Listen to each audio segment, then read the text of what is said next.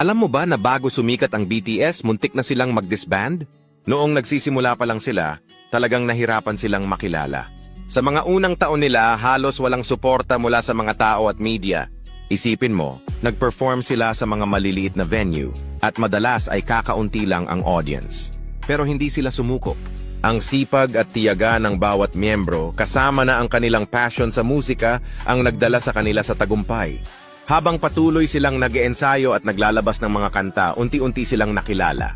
Ang ARMY, ang kanilang dedicated fanbase, ay nagsimula ring lumago. Ang suporta ng ARMY ay naging malaking tulong sa kanilang pag-angat. Nagsimula ang lahat sa mga makabagbag damdaming kanta at performances na talagang tumatagos sa puso ng mga tao. Sa bawat release, mas maraming tao ang nahuhumaling sa kanilang talento at karisma. Ngayon, hindi na lang sila sikat sa Korea, kundi pati na rin sa buong mundo.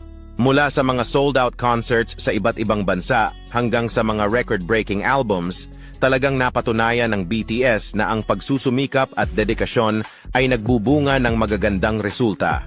Kaya sa mga ARMY dyan, patuloy lang sa suporta. Ang kwento ng BTS ay isang inspirasyon na kahit gaano kahirap ang simula, basta't may determinasyon at pagmamahal sa ginagawa, kayang-kaya ang lahat. Minsan ang mga pangarap ay nagiging realidad basta't hindi susuko. Kaya't abangan ang susunod na kabanata ng kanilang kwento.